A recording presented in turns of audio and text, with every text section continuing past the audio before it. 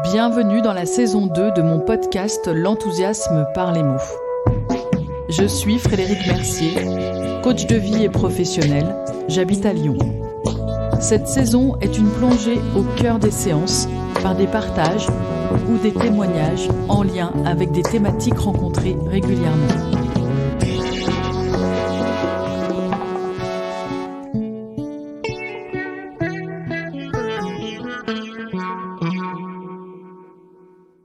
Je vous partage dans ce podcast, au cœur d'une séance, mon expérience de la thématique face au doute. Être dans le doute pousse souvent à faire appel à une personne extérieure.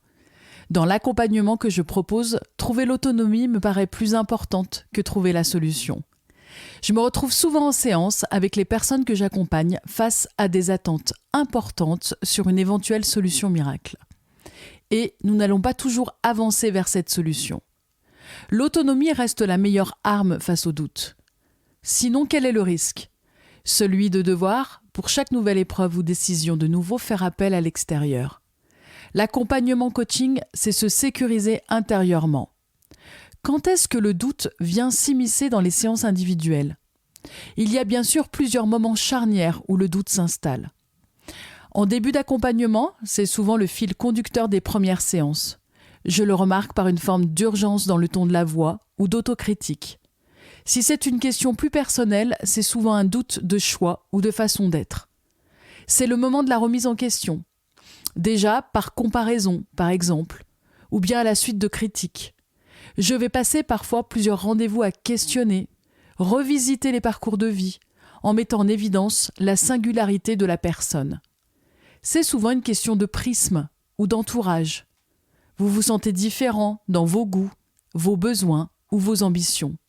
Et votre entourage, même bienveillant, vous reflète cette différence comme une bizarrerie où l'incompréhension peut se lire dans leur visage. C'est très difficile de se détacher de cela tant le sentiment d'appartenance est un besoin si fort et si rassurant. Comment avancer dans la vie sans l'approbation de nos proches et de la société dans laquelle nous évoluons ? On peut à ce moment-là se sentir en danger si on a des envies, des aspirations différentes. Alors on doute. On est attaqué par les remises en question, la culpabilité. On imagine que la solution immédiate serait d'être identique aux autres.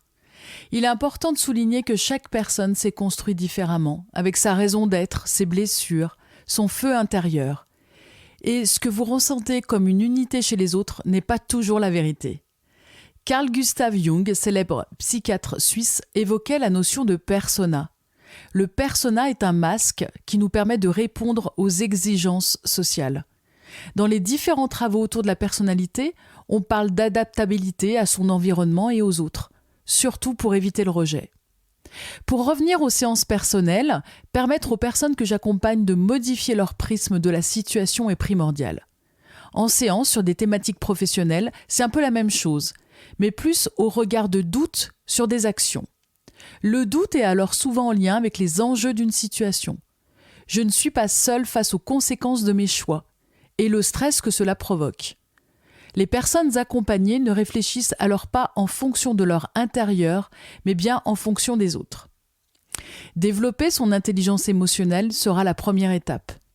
Faire des choix qui pourront impacter le quotidien et créer des conflits peut paraître insurmontable.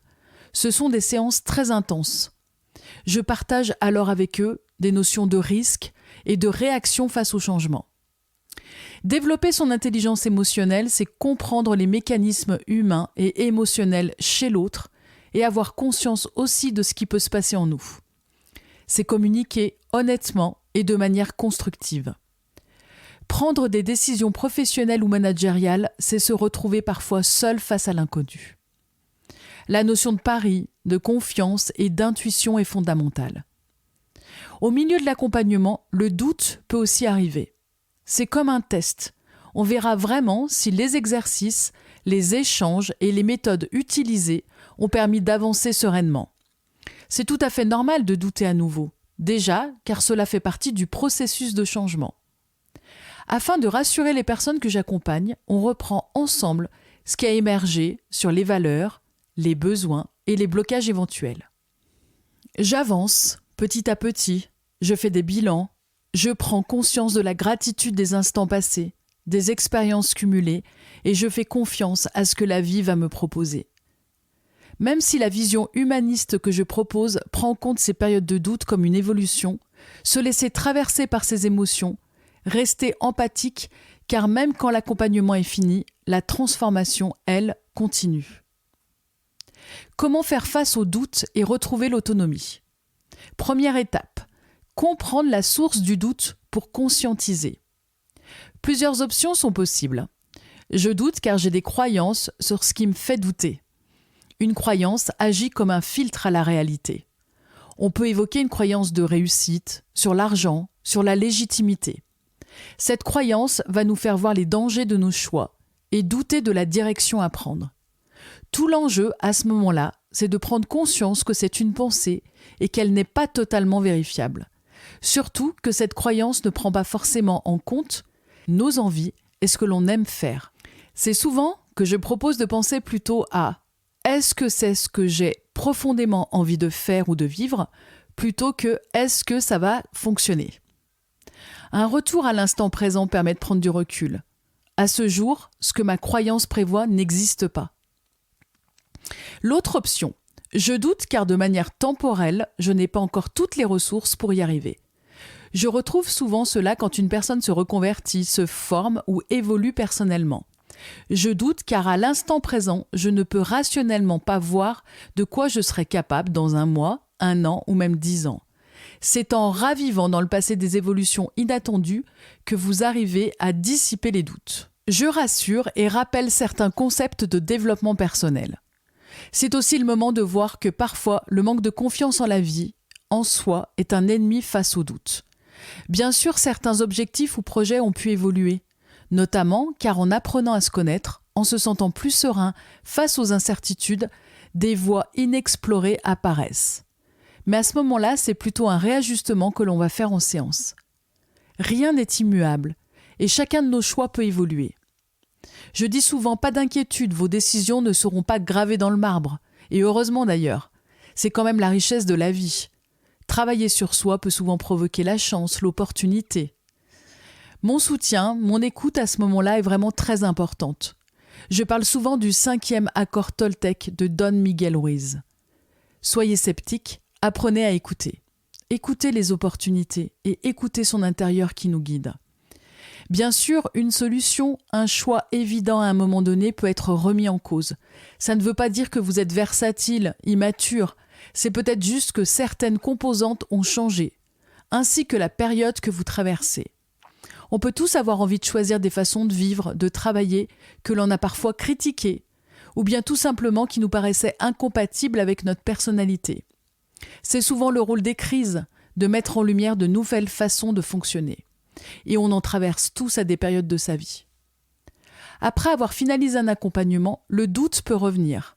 Un gros stress, un deuil peut faire émerger à nouveau des doutes.